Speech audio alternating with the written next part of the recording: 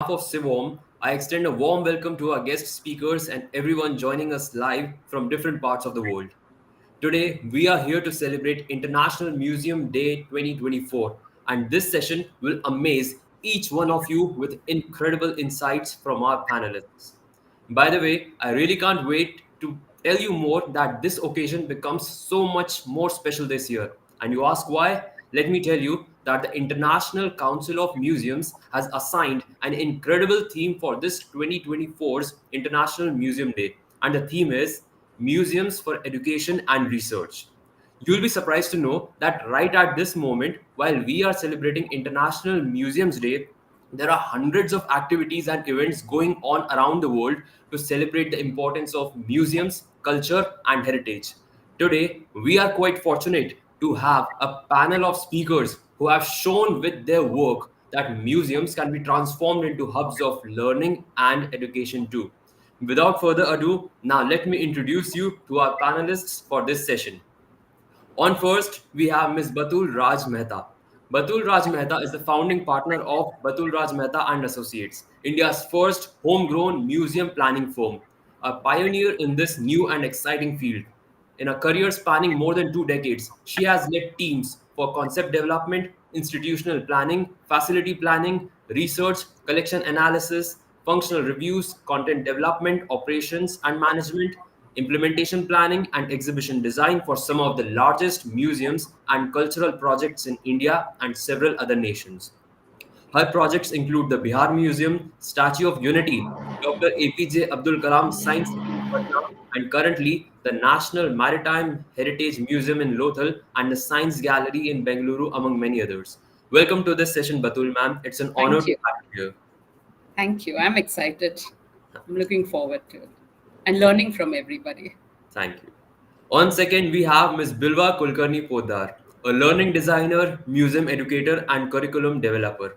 Bilwa is a museum professional with 15 years of experience in the field of museum education. Bilwa has previously served as the Director of Programs and Outreach at the Museum of Solutions, which is a JSW initiative. She led the marketplace programming at Museum of Solutions through fun, engaging, and hands on workshops and activities. She holds a master's degree in history and museum studies from the University of Leicester, UK. And from 2010 to 2019, she served as the head of the education department at the Chhatrapati Shivaji Maharaj Vastu Sangrahalaya in Mumbai. During her time here, Bilwa led groundbreaking initiatives, including the establishment of the Children's Museum and the Museum on Wheels. She is an honorary board member of the British Museum's International Training Program Advisory Board, and she is also a certified Lego Serious Play facilitator. Welcome to this session, Bilwa ma'am. We are extremely delighted to have your presence today. Thank you so much for having me. Very excited. Very Thank you. excited. Now on to our third panelist, Mr. Yogendra Patidar, Director of CIVOM. Yogi Patidar is a young award-winning entrepreneur, Business World 40 Under 40 Education Award, who is passionate about changing education in India and beyond. He is a graduate of both EDII Ahmedabad and JNV, and he co-founded CIVOM, a company that designs learning spaces to help students become future leaders. Welcome to this live session, Yogendra sir. We are elated to have you joining us live. Thank you. Looking forward to it.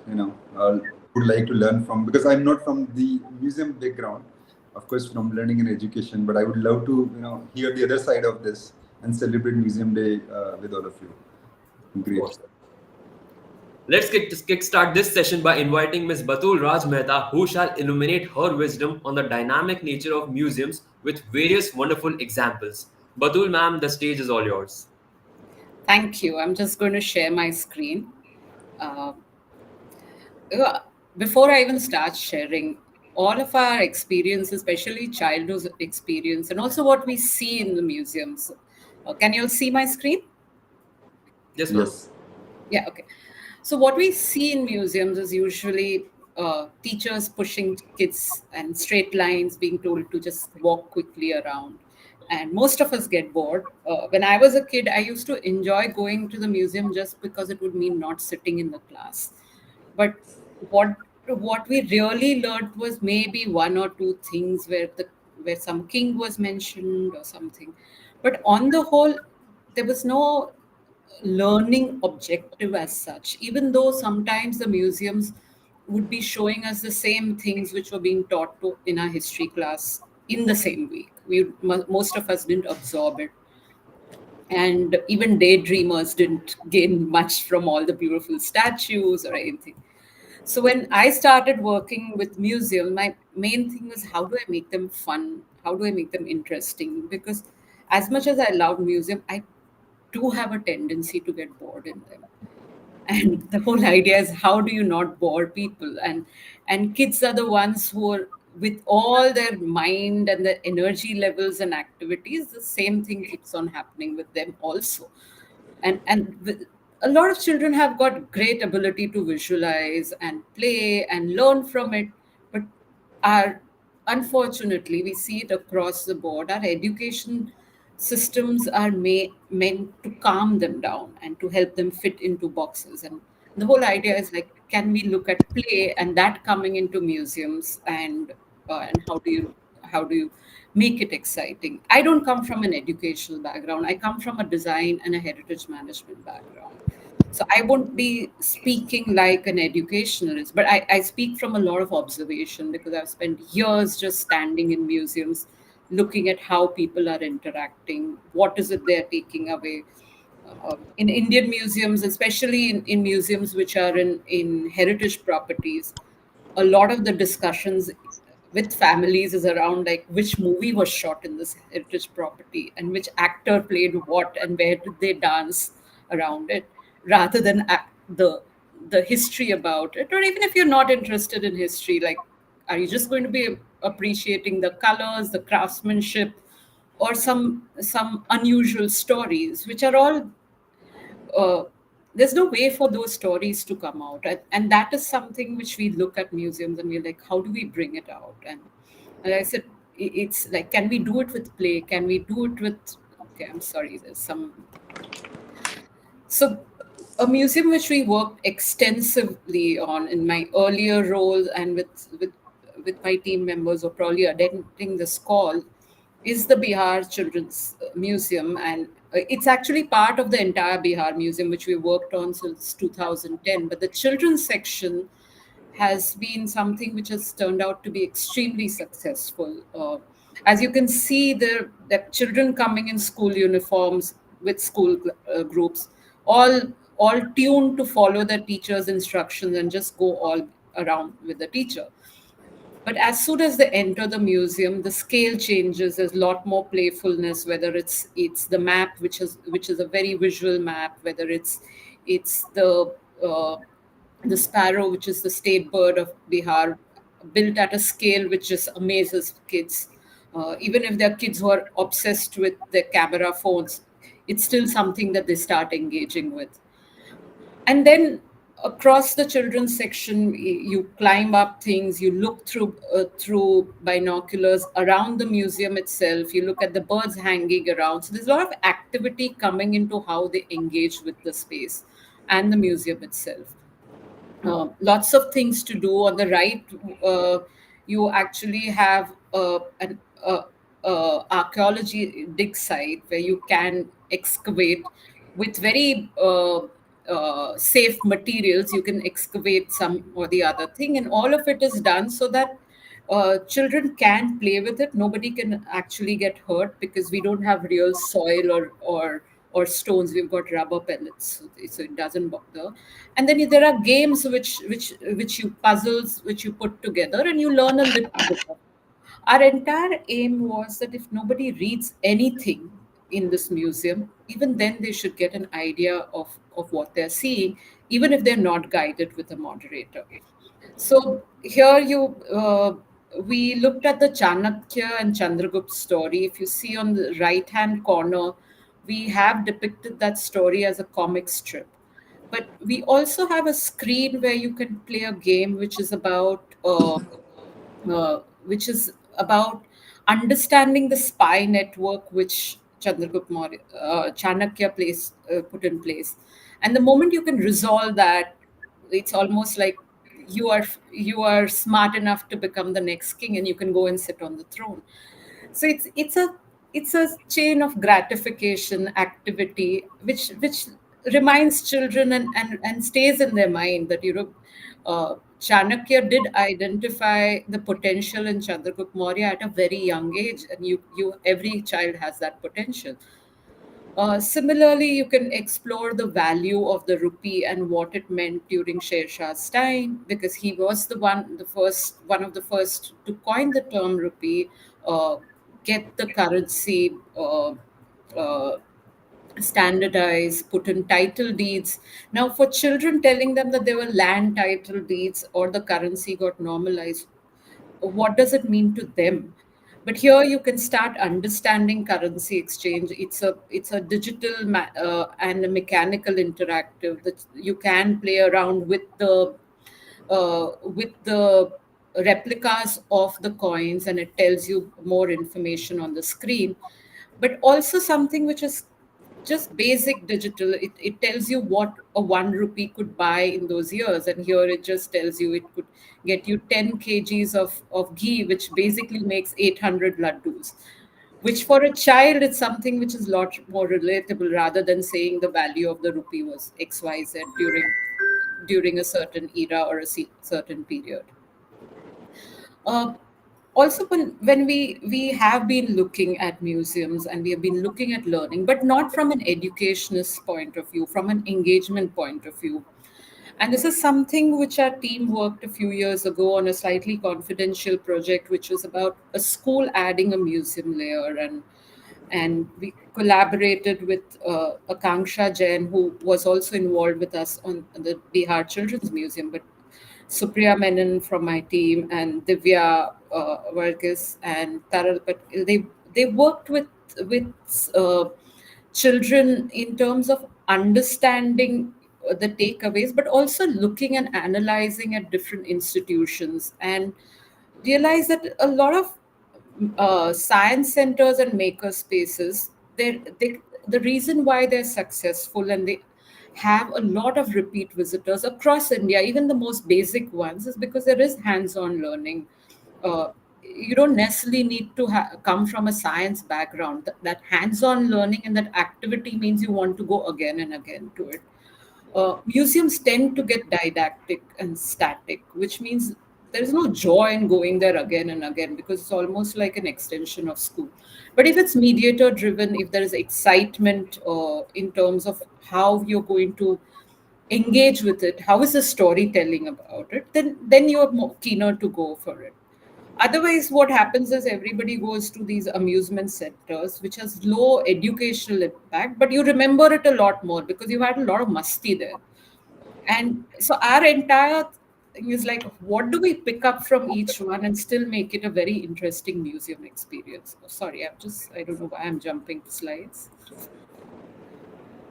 So, so this was an analysis which I mentioned Akanksha, Divya, Supriya, and Taral did uh, of children from different grades, and this was all done during the pandemic time. So we spent time on video calls with children groups from a certain school and understanding, and we had devised exercise just to understand how and what their learning goals were, and also how the children interacted. Of course, as I mentioned, since this was a pandemic time, a lot of them were already had a saturation with the screen times, but everybody was keen on learning things differently, and every age group had a challenge. Now, what had happened is that we had already done the Bihar Museum Children's Gallery, which had been running for a few years successfully.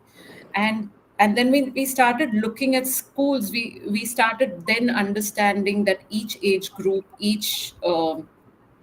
uh, each curriculum, like whether it's ICSC, it's IB, has its own learning requirements, not as what is specified as an outcome in their curriculum, but also in terms of how the students have grown and how they have learned things.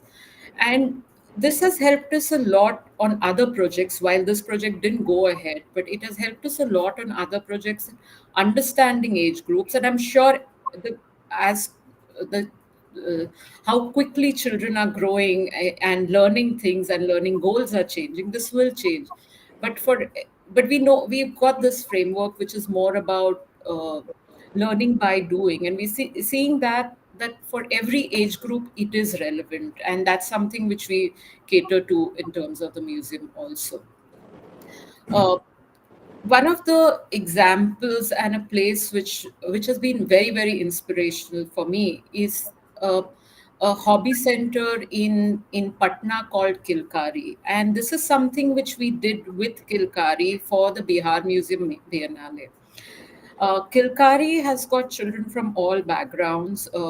Anybody who feels disenchanted with education systems in the country should go and spend a few days at Kilkari.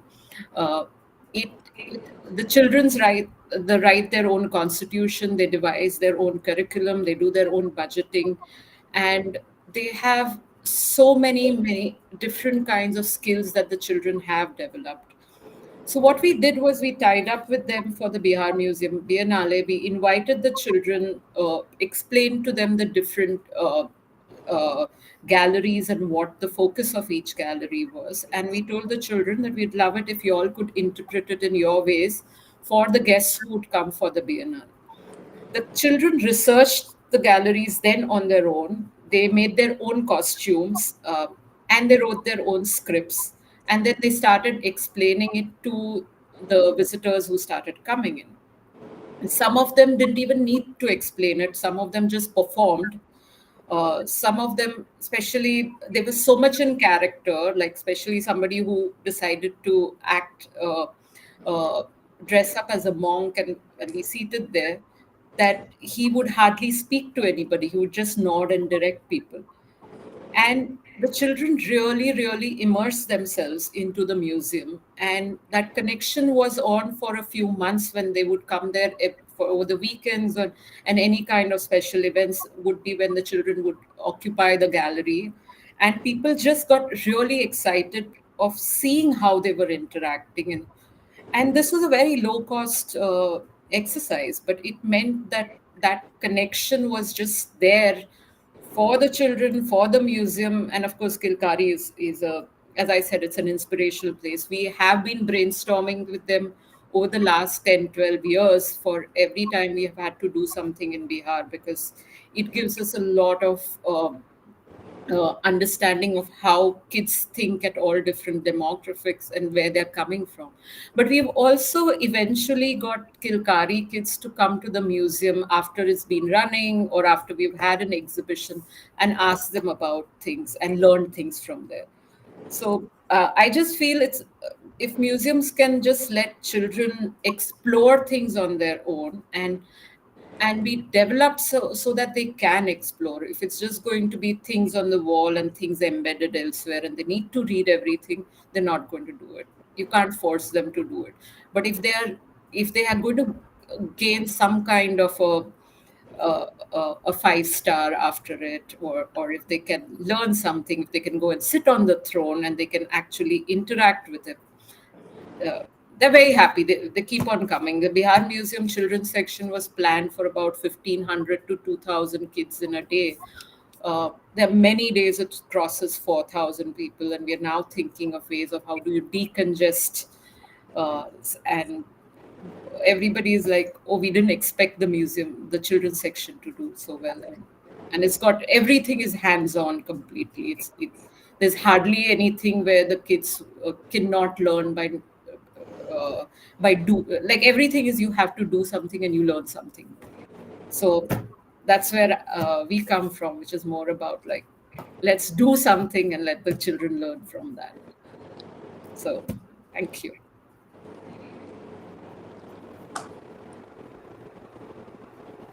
Quite a wonderful discourse by Batul, ma'am.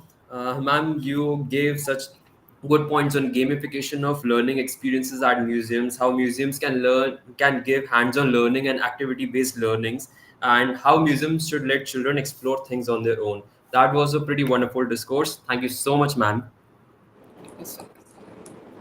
Now on to the person whose work at Chhatrapati Shivaji Maharaj Vastu Sangrahalaya and Museum of Solutions glimmers and shimmers to this day. It's none other than Miss Bilba Kulkarni Poddar. Bilba, ma'am, it's all yours. So I actually don't have a presentation because I find it very difficult to talk with visuals, because I feel, I mean, the kind of work that I do, I don't have a sort of a visual this thing to go with it. But I do talk a lot from my experiences, and a couple of sort of points that I feel I wanted to kind of put across is, one of the things is about, how does kind of informal learning in museums sort of happen, in terms of, how does how is learning different in museums as compared to, say, a classroom, or anyway. And I think, I feel always that museum learning should be looked at as complementary to a classroom rather than a comparison.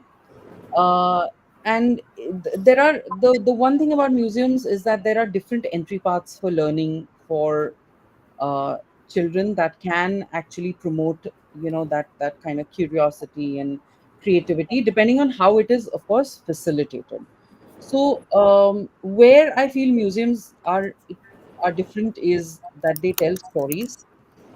Stories are literally real-time examples of how people did things and how they innovated, how they solved problems, how they took inspiration from things, which can also be a way of people to take inspiration from, things that they are seeing in front of them, right?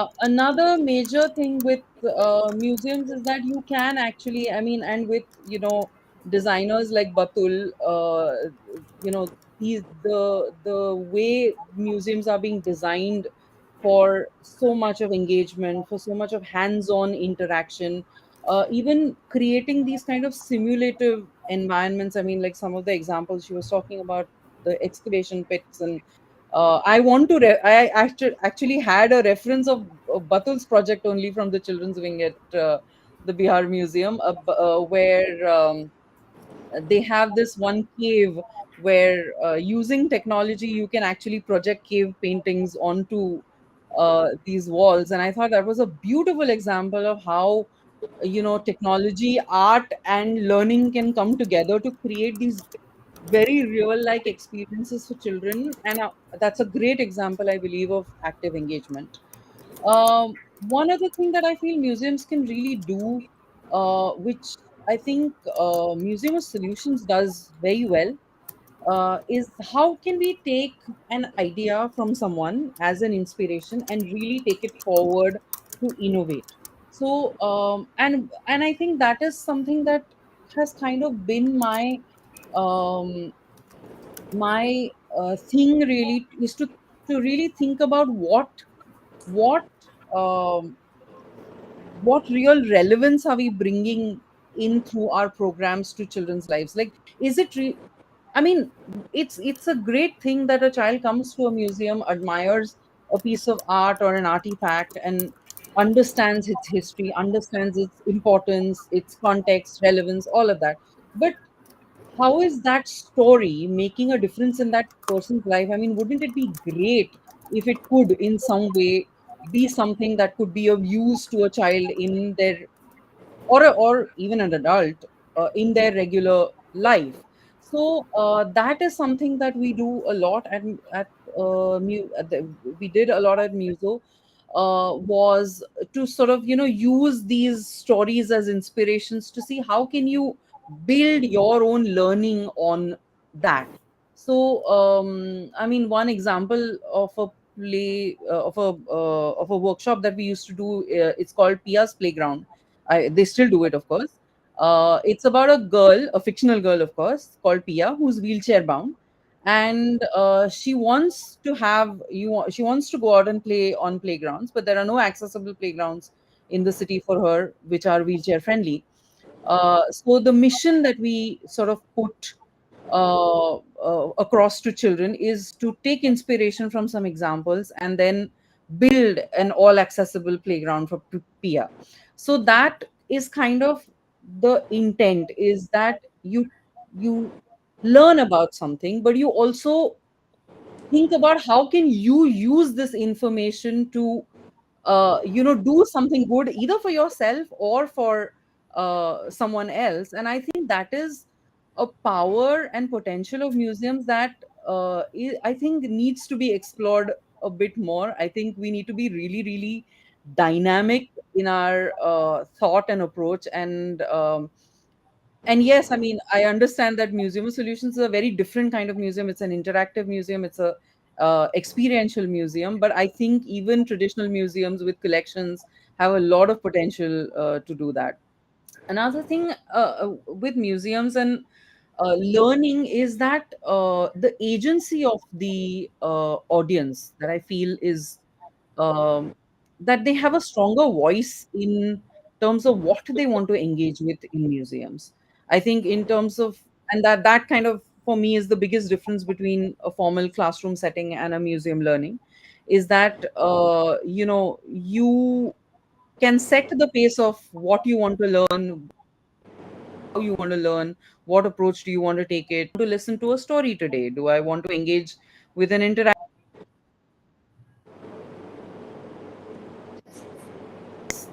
Kind of their choice, right?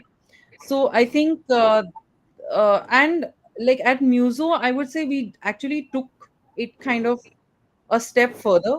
So we developed activities where there was one theme presented.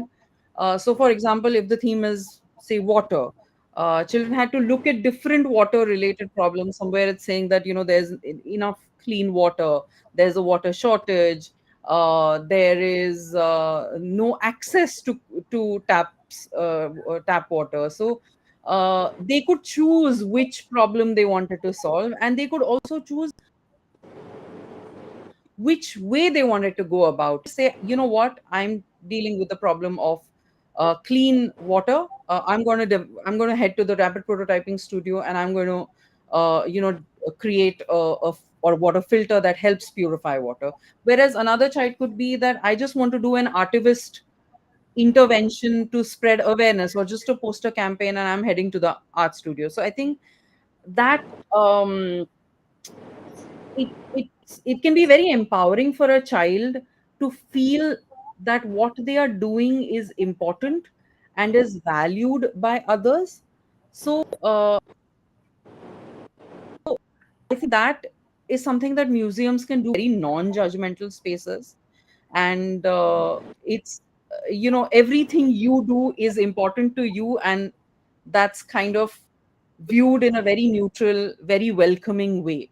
So that is one thing. And then the other thing that is there is that, again, as I said, that a single object can provide you so many entry paths. So you are catering to a variety of learning styles. And this is one thing that I always find very, how do I say, I find it one of the most difficult questions I had to answer in all of my 15 years being in a museum, was, who is your museum for? And the answer is actually everybody, because anybody with any kind of way of learning or way of engagement can actually find something for themselves at a museum. So I think the biggest reason is because, and again, I don't know, there's no research about this, but this is something that I have understood from my observation of audiences, my observation of interacting with audiences with vis-a-vis objects, is that the connect between an exhibit, yes, there is a story of that exhibit, and yes, there is hard information and hard facts related to the object, but I still feel that the connect between an exhibit and a visitor is a personal one, and therefore the interpretation and the meaning that is made is very, very subjective. For example, I can tell you that a textile piece can hold multiple stories. It can be about the patterns and the art and the for a visual learner, it could be just that. For somebody who is a kinesthetic learner, it could be the technology of its making. For somebody who's just interested in stories. It could be the story of that object, or how it got passed down from one person to another, and what the story of it is.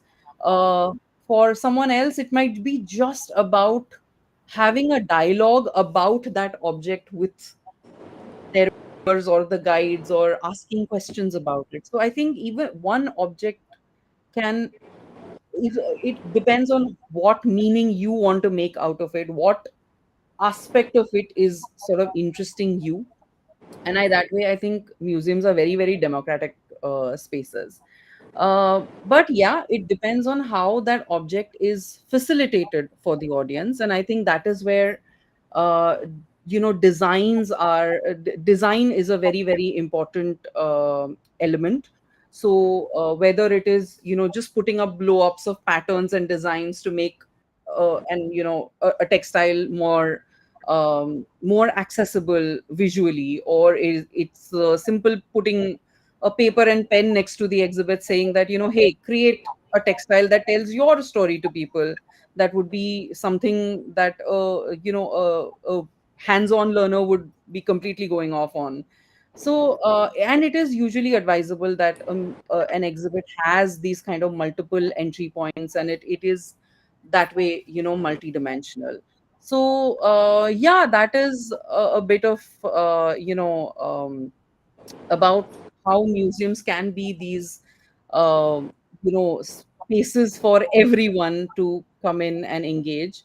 And I feel, in terms of, again, sort of coming back to this whole thing about being an informal space versus a classroom space, I think one of the things that I've realized is that, very practically thinking, uh, everything museums do, especially for children's programs, is related to curriculum, because unfortunately the only way most parents, and I'm saying most parents and teachers, kind of see value in the program is that when you are sort of linking it to something that the child is learning in the class. So it can definitely be uh, a beautiful complement to how what you're learning in class. But this is also like, and I could give a few examples that we've done of this. Like, it could be as simple as replica of objects, especially this we used to do at the CSMBS, where we would have these replicas of objects from the Harappan civilization, and we'd actually created quite like quite similar to what Batul was talking about at the Bihar Museum, where we also had an excavation pit, although we had a real excavation pit in the garden. And we would teach children about how do you, and it was a proper workshop about how you would, section a part of the pit, and how do you dig up, how do you brush those objects off, how do you record your findings, and we'd give them those charts, and then they had to present about their findings. It used to be one of the most popular programs we did at the CSMBS. Again, there's also a lot of, like, one of the things that we realized works a lot in museum programming is gamification. Like, you put information into a gamified format, and I think that is the fastest way a child can understand the concept, rather than just absorbing information. So one of the things we did during an international exhibition was we created this one lesson plan around trade routes. And the game was that children pose as merchants, or role play as merchants from these different uh, you know uh, trade links across Europe and Asia and Africa. And how do your each of you is given a mission to sort of um, trade for something that you have for something else that someone else has. And how do you navigate these complex exchanges. But it was a great way how to explain how trade routes work. And I think the learning happened so organically that the children were so lost in that, the negotiation aspect of it, that they understood where they have to go and what they have to do, and which, you know, what is the reference and the context of you know the game that they're playing.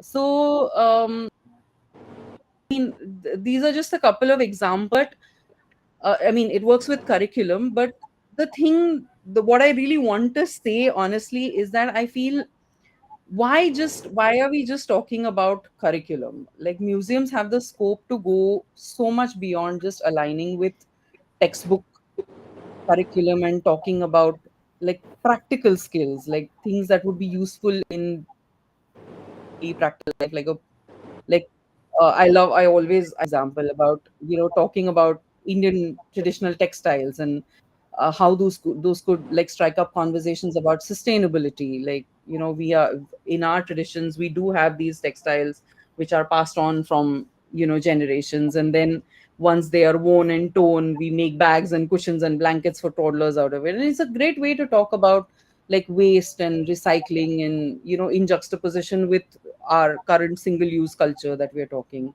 Or if you're talking about, we also give, like at Muso we did these programs like how do you run your own restaurant, or how do you design a product keeping certain audiences in mind.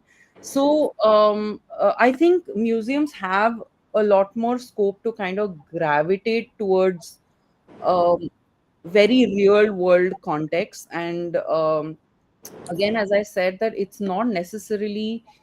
uh, um, it's not necessarily has to be an experiential museum. I think traditional museums also have a lot of scope to be very, very current, to have those, again, as I said, um, a connection between a person and an object, a visitor and an object, is a personal one. You can choose to highlight a certain story and sort of depict it in a certain way.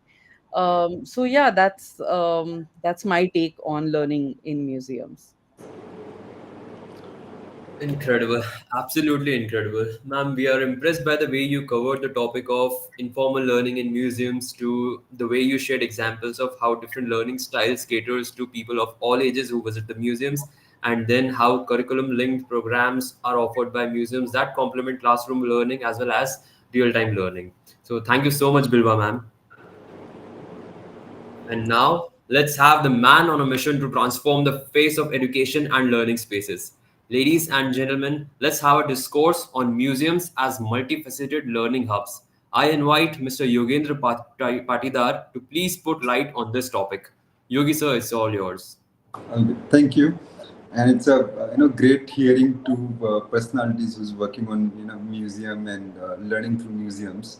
I got a lot of interesting insights from both of you, Batul and Bilwa, about how you're transforming this whole part of learning, because there's a lot of debates in and around world is going about what and how of education, but nobody talks about where to educate or where to learn.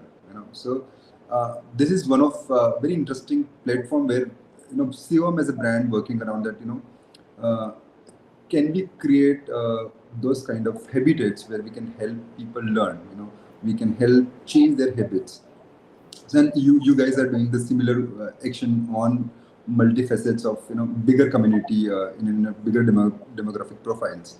So to start around, I would because we're celebrating Museum Day, I would like audience to know a bit of what the museum and museum thoughts from at its starting at a definite definition levels. I was amazed because when we wanted to celebrate, I said, do museums have a context to muse? Okay, and how do we see muses?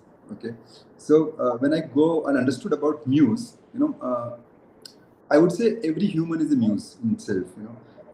When the museum started historically, they were based on the idea of muses, and there was Greek mythology which talks about 9 muses. And which people used to exhibit. Okay, so those muses are typically, if audience want to understand this, muses are typically someone who has real power possessed in them. You get attracted to that. You get attracted to an exhibit, and when you make a shrine of those muses, it becomes a museum. Okay, where you display that.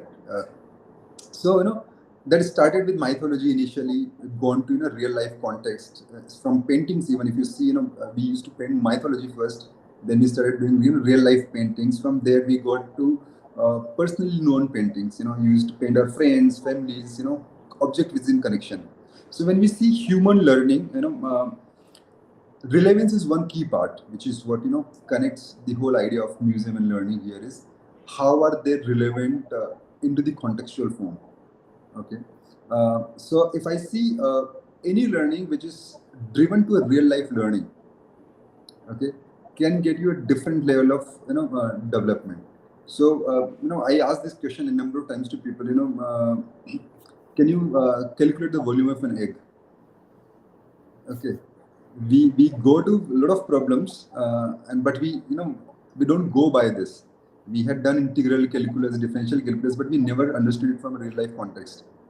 Okay, so if you want to have that object and then connecting it to the mapping of the curriculum and creating space to exhibit this context, it will make a different line alignment. So we research a lot on about multiple ways of learning. So the key insight which I understood from the idea of museums and the historical value is, think of amygdala, a brain sensor or emotional sensor of brain.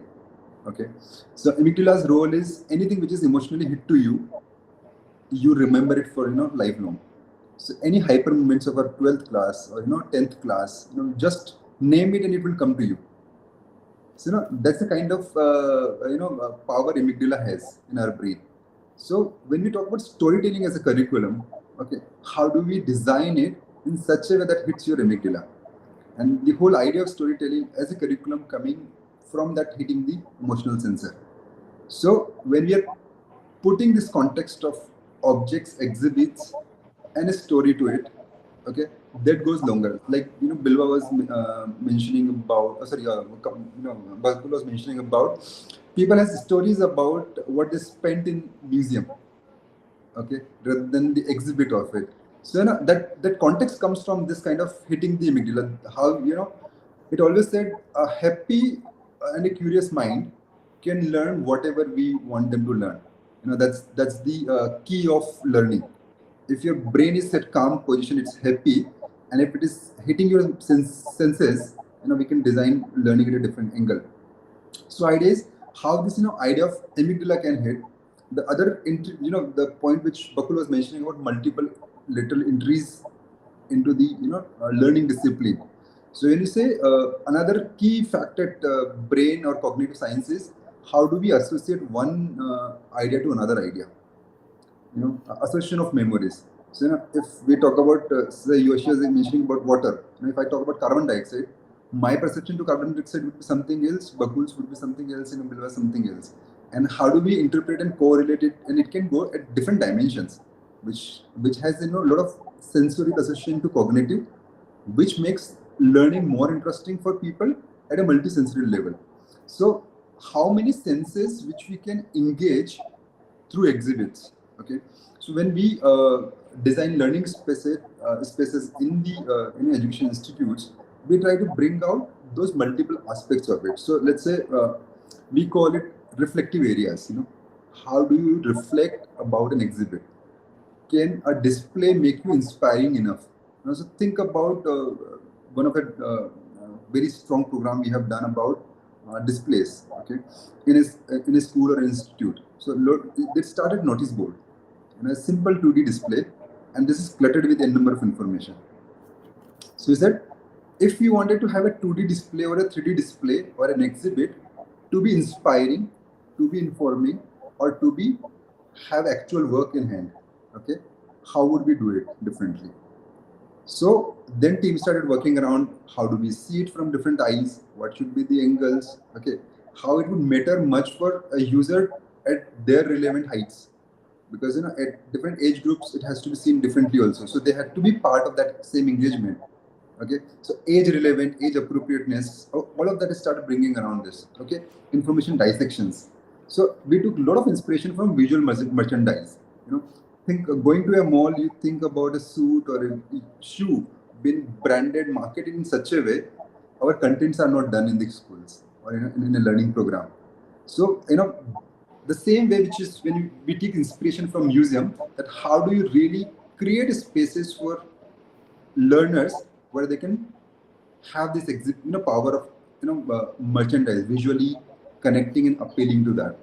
So I am taking one of a strong inspiration from this whole conversation which we are doing today, that how well we can establish this storytelling around the exhibits and belong and create into a learning space thinking. So that's one of the inspiration which I am trying to put across. Um, I feel one very interesting part, which there is a poem which says, "Sing in me, muse, and through me tell the story." So when you think about a muse inside you, and the artist shows the story, okay, how does this idea of connecting those inspiration and making something else? So I always say, the idea of learning is not about molding something. That there is a teacher who's molding something, but the idea should be creating a conducive environment and let the learner unfold. Because the molding would be based on what someone is thinking, but unfolding would be more and beyond that. So creating a conducive environment, like an agriculture, we just seed it out, plant it, fertilize it, and let it grow its own pace. So that's the inspiration I'm kind of taking it from this conversation. Thank you. Impressive, pretty impressive, Yogi sir. And your points on contextual relevance and storytelling that helps transform the learning spaces into hubs of great learnings where concepts can be recalled later was pretty impressive. Thank you so much, Yogi sir, for these insights. And now it's time for a collaborative discussion wherein we want to invite all three of the panelists to discuss how museums can extend their reach beyond physical spaces and how they can expand the learning horizons. So let us start this collaborative discussion. On first, let's have Batul ma'am. I think it's lots of learning for us, as I mentioned even earlier. I think just the fact that Bilwa mentioned, the fact that museums can't replace schools, but they are uh, they aid a lot of learning which happens in schools, and we see that in not just history but also science museums. I think that's one of the reasons that science museums break even with their ticketing, because children are happy to visit the same place again and again. And around the world, it's museums are the ones which require the least external funding. uh, which I think even schools, if they take the same approach about how science museum teach science, I think kids would just be happy. Also, the whole idea of allowing art and science to overlap without it being forced, I think museums do that far better. Uh, so if that is something which is great, and Yogi, what you mentioned about that associated learning and making that what now we keep on hearing in behavioral science is about attachment sciences and how they affect the behavioral thinking process and decision making. I think that's a thing there. So I would love to see more of how you all approach school furniture which does this, because uh, we see that sometimes schools do think of design. Usually they buy things off the rack, which is the cheapest. But when they do think of design, do they think about these aspects? And love to see more of it, and any kind of work that has been done uh, where furniture does become a learning device. Again, I'll refer to Kilkari, where the building itself, the architecture of the building is a learning. Uh, it has been designed as a learning and a teaching building. So you have abacuses built into some of the the railings. You all the doors which open, they have the angles marked so that when the child is opening or shutting the door, they know what angle the door is sitting at. There are places on like from the first floor, if you have to come to the ground floor, you have the option of taking the stairs or just sliding down through a through a slide which has been built in concrete. So there are some examples which are there about architecture as a learning tool, but seeing that in terms of furniture is something which we're very excited to see. So one of very key thing which we try to embed in the whole program is the vision someone has about learning, because think about it as a cognitive science.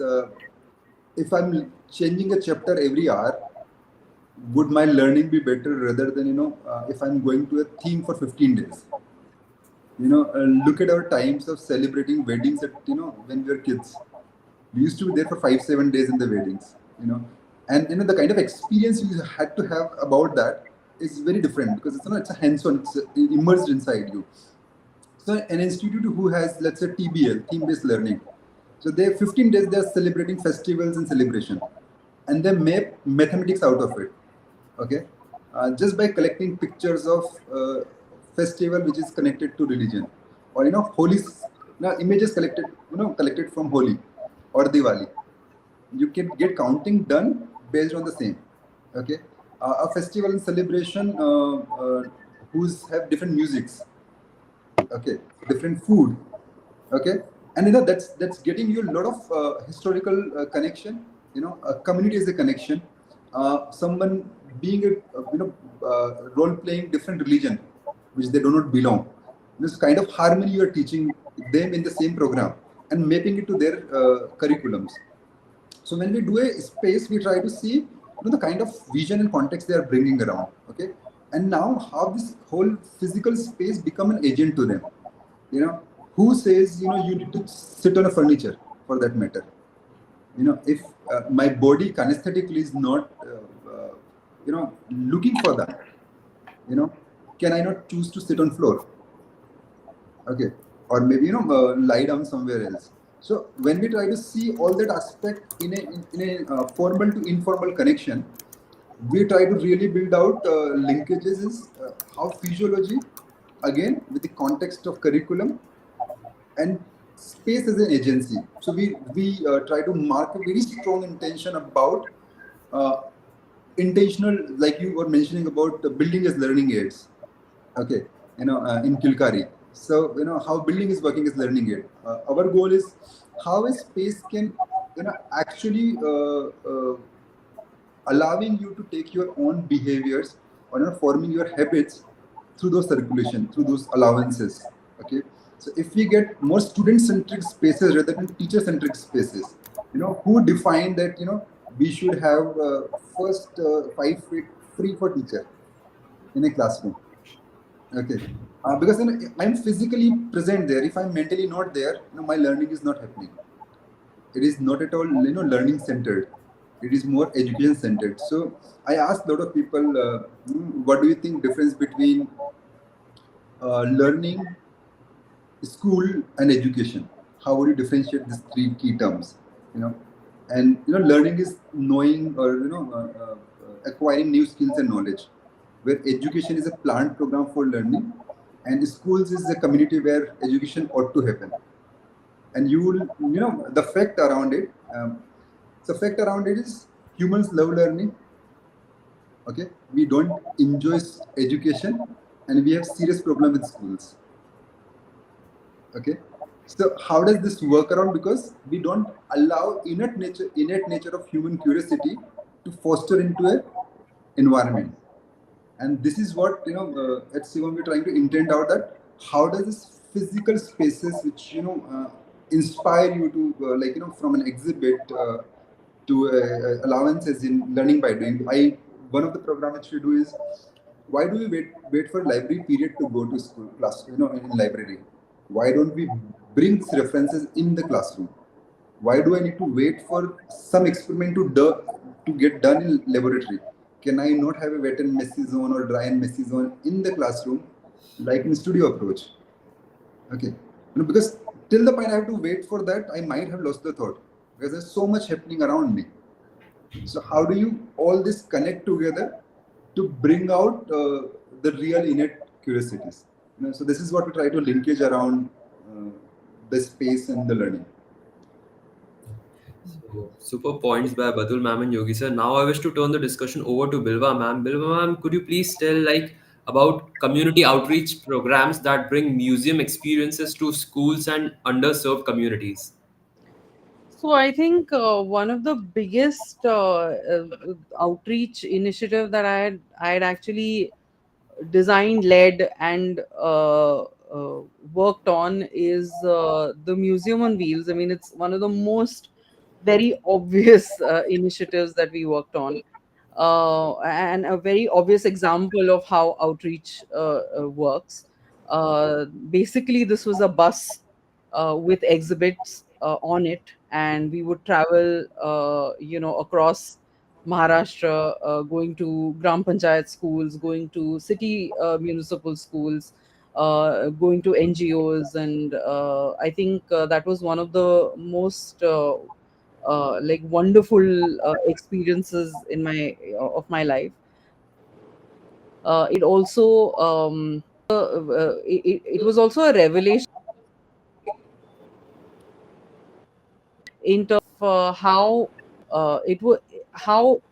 learning, if provided in a equitable context, is a leveler for all kind of children.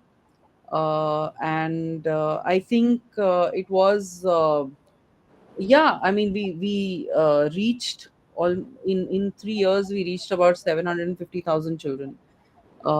So that was one initiative that I was part of, and um quite you know I think now the Museum on Wheels actually goes all over India, which is a great thing. But other than that, I think there are several things that can be done. Also, I think um, given the fact that schools these days are so busy and it becomes so difficult to sort of get into their time schedules, I think it is a very, very essential tool, outreach, um, that is to be able to, for museums to have that flexibility to go outside their physical spaces and sort of reach into these spaces as well. So I think and there are different ways of doing it. I mean, a lot of museums abroad have these kind of traveling trunks, and they have these pop-up exhibits that sort of go places. I mean, at CSMBS we had one pop-up exhibit which we had put up in a mall, celebrating, I think it was International Museum Day. So yeah, you can have these kind of initiatives, and that kind of helps reach, sort of for the museum to sort of reach beyond its physical space. And I think also, in a way, programming is very, very crucial. Uh, Again, a little bit underexplored in terms of outreach for museums, because what happens is, a program is looked at only in that object and that immediate engagement and interaction with the object. So what we don't understand is that something that we are, the an exhibit can be designed in a it can enable the visitor to take something from it outside into their lives and have that kind of relevance. So I think in that respect, I think programming actually can play a very, very important role.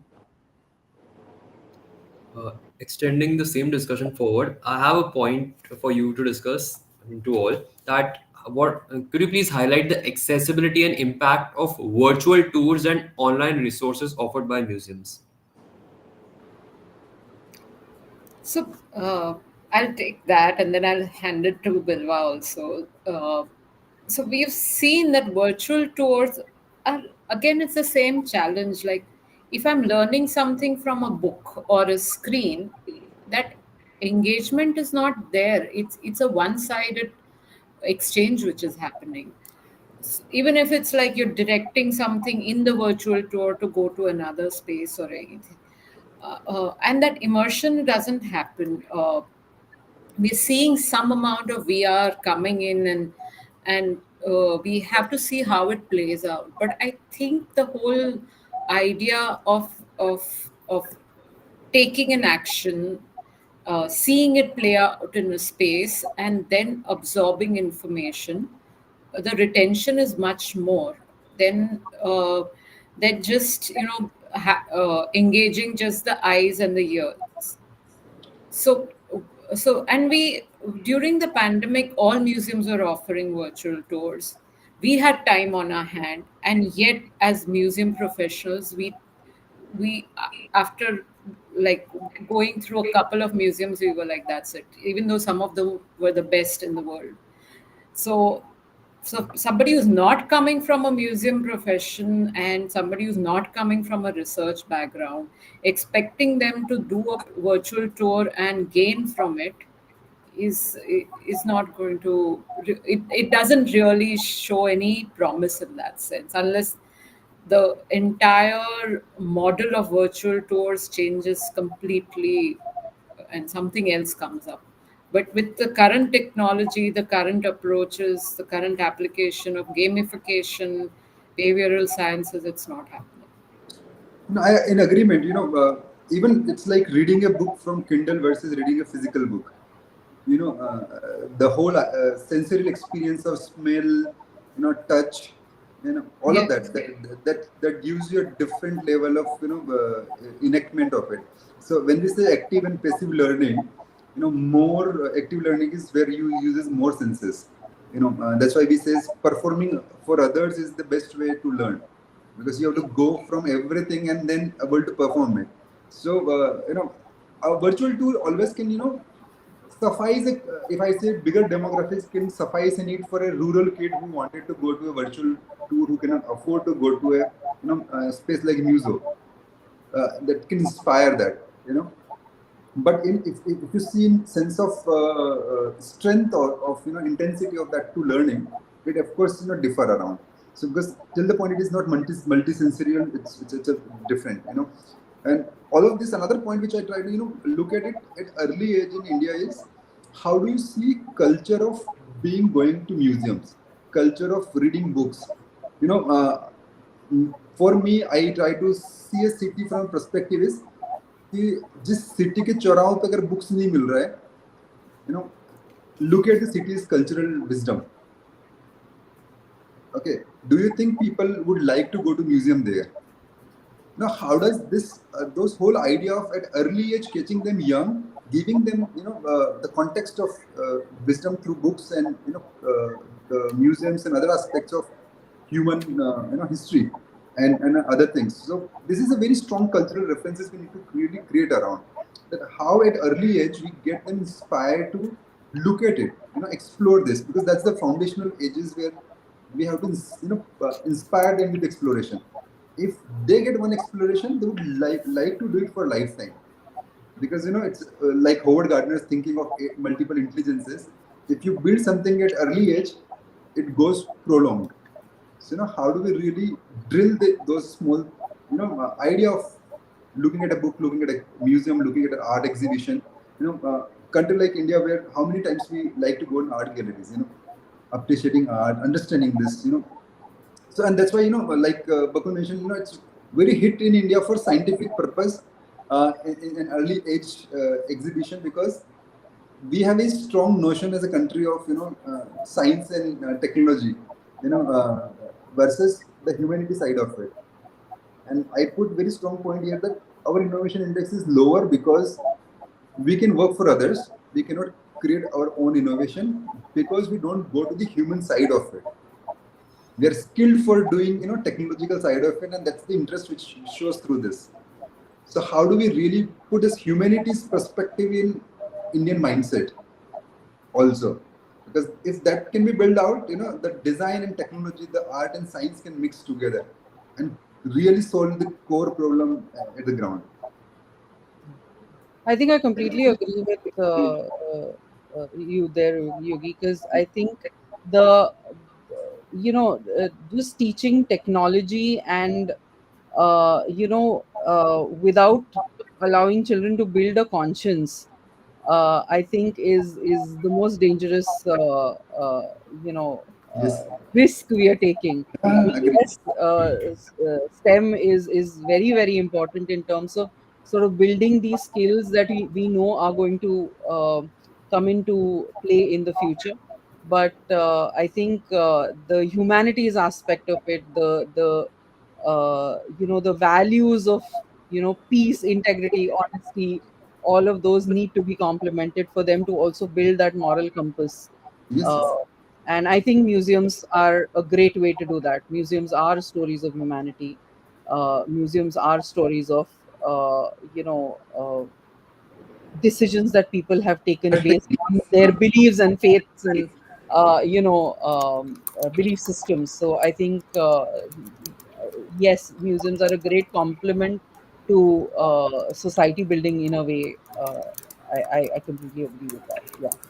It's a needed because even like you're mentioning about, if I teach computer through instructional method, click that button, click that button, click that button, I would never learn computing, Yeah. or I never learn how to run a computer.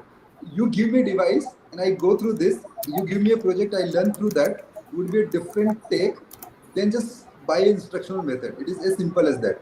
Yeah. you know so it has to be engaging enough to go there. So, virtual, I can just go there by an instructional method, but, taking my own step and getting through this is a different context altogether. So, I say people, obsolete your computer, labs. You don't need computer labs at all. Yeah. A 4-year kid, 5-year kid can operate a mobile without Mm. teaching them anything. Absolutely. So learn from this, and this is an you have to give them tools and let them access it out. So rightly said. So this is where we need to understand human side of it, that we are not designing them for occupation. Education is not for occupation. Education is your own human elevation. What we I had seen people have midlife crisis. We all are there. Mm. They achieved what they were targeted for. I wanted to do computer science. I did this job. I got a job. I had everything in my life now. Now what? I don't have the same sense of satisfaction which I wanted to take to my deathbed. So this is more relevant problem to solve by education rather than just an occupation. So that's where I try to put it across. Superb take on the human side of designing the curriculum, education, and all the concepts. And the final point that where we need your take is, what is the power of social media in promoting museum collections and educational content? I think social media just rules all right now. Uh, it's just literally from showcasing a personal lifestyle to promoting businesses to creating brand images. I think social media is everywhere, and I do believe that museums are not exploring social media, the potential of social media to sort of bring themselves to the fore and sort of create their relevance in society. I do believe there is a tremendous scope for doing that. Um, but I think uh, I don't know if I should call it an evil, but I do believe at some level it's an evil you cannot ignore or eliminate from your operations anymore. Yeah.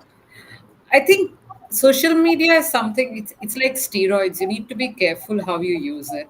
Uh, because it is something which can create an immediate impact, an immediate blast, and also it is only short term memory. So how do you really, and museums are about preservation in many aspects, not all aspects. So how do you bring that together? It definitely is a great hook if you can, if you know how to throw it right.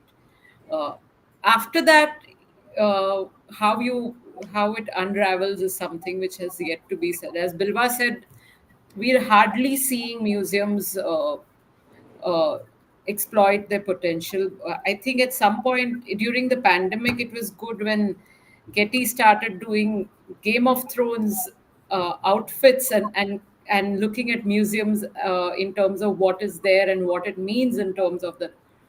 I think that was a good start, but as soon as we got back to the real world, it has petered off. But I think there is great potential, but with great power comes great Yes. I responsibility. would like to say that I would like to say to museum that that social media is not, it's no longer a place to make announcements anymore. It has way more, there's way more going on that you can talk about yourselves on social media. So please stop putting up posters of events and exhibitions only doing, of what you're doing. That's not going to bring in your Yeah, crowds. Now, I would also like to add here, we are a contextual breed, being a social breed, our problem is when you say fake thing on the media, also you try to, believe it. Idea is at social media, it's like, when I wanted to learn cycle, and at first I tried, I fall off.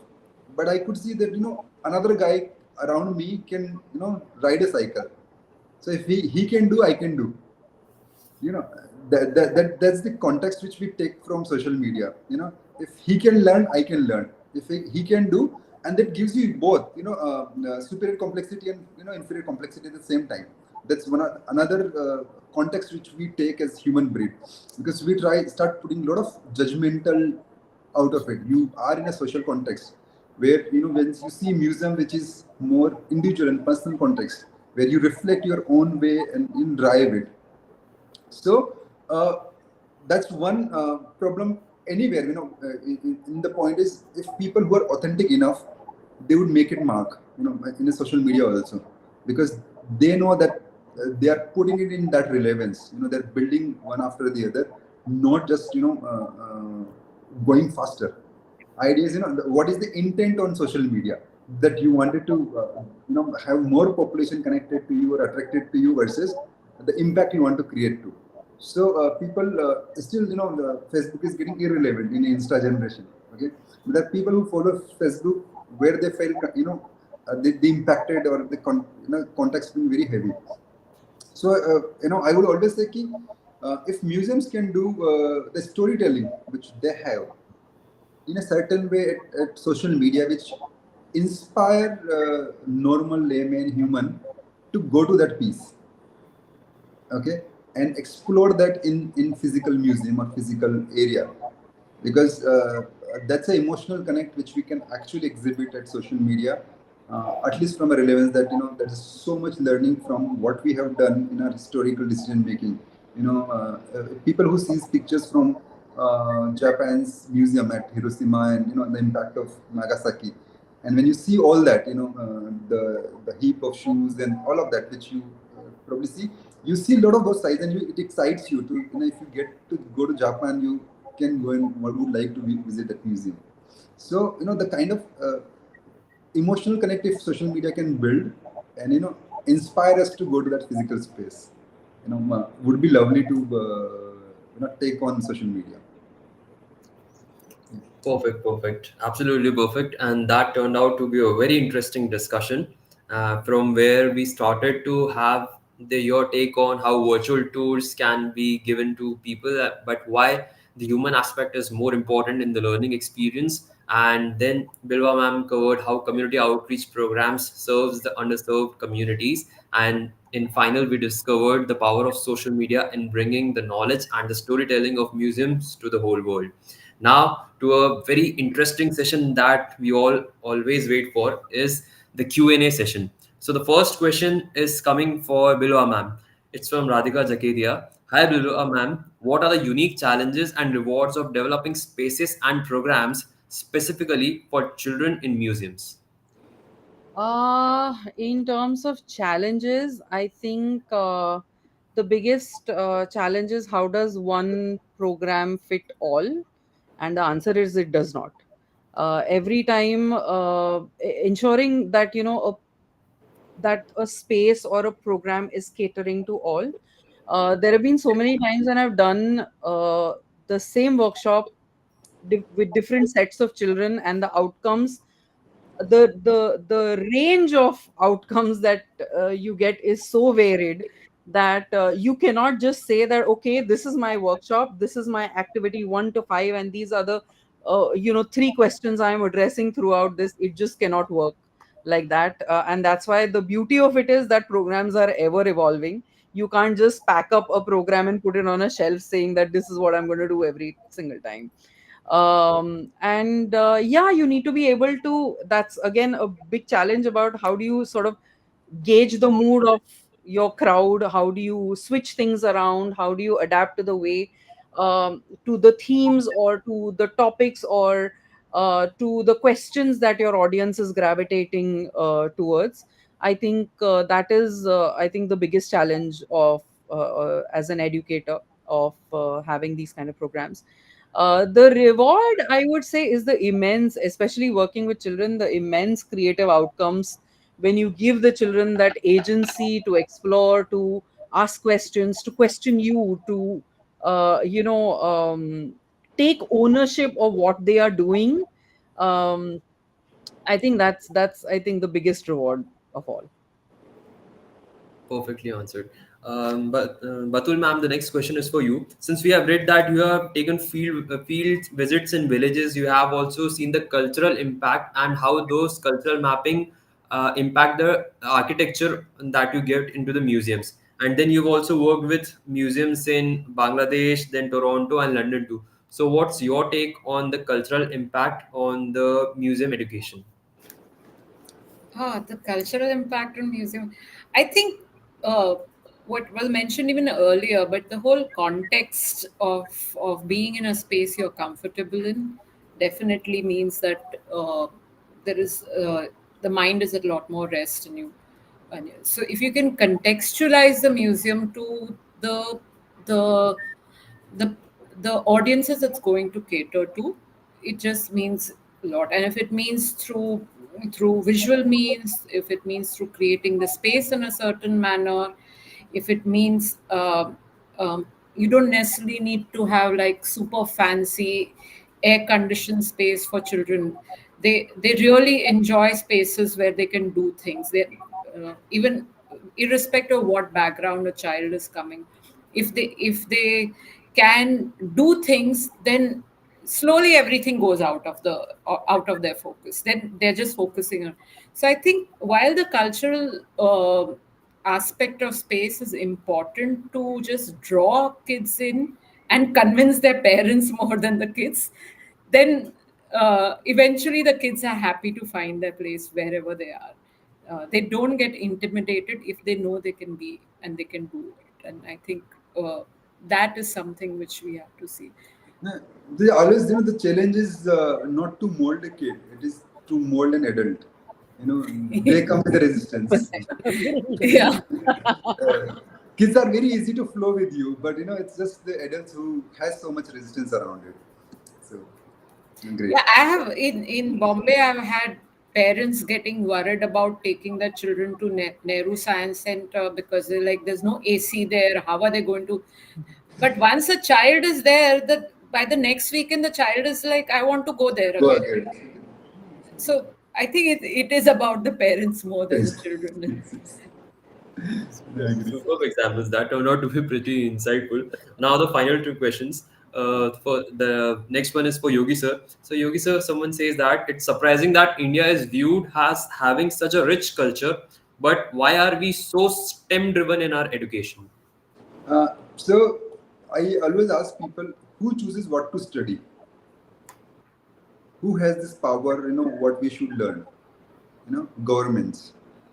Okay, it is government who chooses that what we should learn. Okay, The whole curriculum design and nation building concepts come from, what we are should ready for, what our future generation should get ready for. And our generation, what we have faced in our past, when we were ruled by Britishers and we wanted to get out of it, the science and technology was the medium where we wanted to take industrial revolutions further. We wanted to make things out of it. Okay, but nobody posed that thought of it. When we are entering into information age, how should we see things differently now?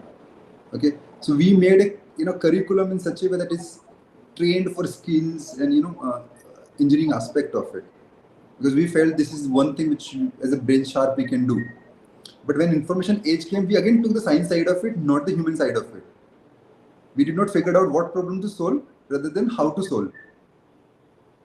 Okay, so till the point we keep focusing on how to do things, how to get things done. Okay, we'll always be STEM oriented. The science of why we really need to do this, okay, what problems to look at, that's the human centricity. And now I say, when we are building our things, we say, why only human centric, why not life centric? Okay, and human centric is still a smaller concept, but if you say life centric, it involves other breeds, species, natives, nature, every elements. So if you would not see life centric along with human centricity and then solving it by through a STEM, then we'll not be able to build up the kind of culture we really need to get to. Look at gurukuls, and I give this example in a lot of times. We used to have we call it learning by sharing. So panghats, okay, they were the places where you gossip and learn by sharing things. Caves where you sit and reflect. Okay, campfires where you perform and learn. Okay, all of this is very human and relevant orientations. Okay, but in today's time it is so much derived by the results of what we as a nation wanted to, and that pushes us to design a curriculum, design a philosophy around it, and goes by that. So that's hard time. India is getting into intelligence age. Okay, we already are in intelligence age. The next stage is coming is meta intelligence. Okay, if we don't focus on the human side of it, how would we get out of it? So idea is, can I be adaptive in any age it is going to come to? If I have adaptive intelligence, I can fight any meta intelligence age. But so this is the context we really need to build around, rather than how to solve a problem. It is more important what is the problem and why is the problem. Thank you, Yogi sir. And now on to a quick final question before we close the session, ma'am. That's to Bilwa, ma'am. Bhavna Bhatia is asking: museums often struggle to engage visitors. With your expertise in creating interactive sessions for children, how can we make museums more inviting for everyone? That was the first part of this question, and the second part is: additionally, what design elements and spatial configurations would enhance the appeal and accessibility of museum spaces? Oh my God. It's a question I think I've been pondering for the last 15 years. I So the thing is with, yes, you're right, museum do struggle to engage visitors with even though they, despite of some fantastic exhibits. I think the problem lies in the language, uh, where if we sort of, I think the more how do I say this, the often the language that museums use is that of, hey, I'm the expert, I'm telling you this information, learn. And I think that tone, if you change that tone around a little bit, uh, make it a little more sort of question oriented, saying, hey, why don't you try and think about it from this angle? I think it immediately sort of uh, switches the engagement. It becomes like your audience becomes, switches from being passive recipients of information to active thinkers about what is being communicated to me, and what am I supposed to think about, how am I supposed to apply it in a practical context. So I think that is where engagement occurs. And it can, I mean, it can take form of a simple 5-minute interaction between you and an exhibit, or a 3-hour workshop as well. And of course, design elements are, very, very important. I think Batul is more qualified to answer that, than I am. But the way you design the experience, in terms of the engagement, how easy is it? Have you provided something that can, sort of facilitate, say, a closer look, eye level, lighting, colors, all of that, I think, play a very, very important role. How are you facilitating that interaction? How are you making that interaction easier, convenient, uh, amplified? Is, I think, where, I think, the trick lies. Batul, do you have anything to add to this? No, I think you covered most. Only the only thing I would add is that the space needs to be designed and approached in a manner where it arouses curiosity. It can't reveal everything in one go, and it also means that it's fine if a child doesn't see uh, half of the museum. If they explore just 50% of the space and they've gathered something and spend 1 hour on one exhibit, it's absolutely fine. One should not be like ये कोई GMAT का exam या कुछ नहीं है कि 90% Absolutely. आना जरूरी है. And I think that should be the approach when a design team takes. It should not be like सब कुछ बताना है, everybody should read everything. नहीं करना है. We I made think it. I've spent all my 15 years trying to convince teachers, saying that, let your child see 10 objects in the museum, but let them know everything that they want to know about that, rather than seeing everything. I think that is the biggest. Somebody asked me what the challenge was. I think that is also The one interesting of Yeah. the fact, biggest challenges. the interesting fact I tell you is, we are a breed of competition. Whole life we are educated to, run in competition, Yeah. and when we work, we ask and expect to collaborate with teams to work around. So at your workspace, you are asked to collaborate. And whole life, I am taught to be competing with each other. So it's that mindset which is, need to Yeah. get out of it. Yeah, great. Yeah.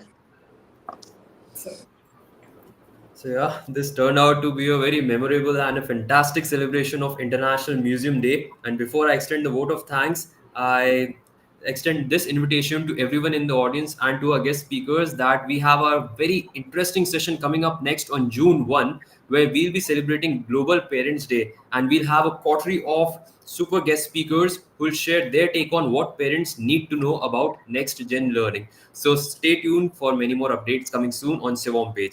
And now, since we are getting more questions, I request everyone in the audience to please resort to the comment section of this LinkedIn post and share your questions in the comment section. Our guest speakers would be so happy to answer all of your questions. And yes, this session turned out to be exactly the way we wanted to be, most memorable and one of the most wonderful we ever had. Thank you to everyone who joined in the audience from all parts of the world. Thank you to Batul ma'am, to Bilwa ma'am, to Yogi sir, and to all the organizations who are watching us live. It was indeed an honor to have you all here, and it was indeed an absolute honor to have those insights and wisdom that you have gained for over 2 decades or so to be shared among everyone with us. So, thank you so much for joining us live, and we'll be coming up next with many more exciting sessions. Thank you so much. Thank thank you. you. Thank Thank you. you for Thank inviting you. me. Thank you for connecting.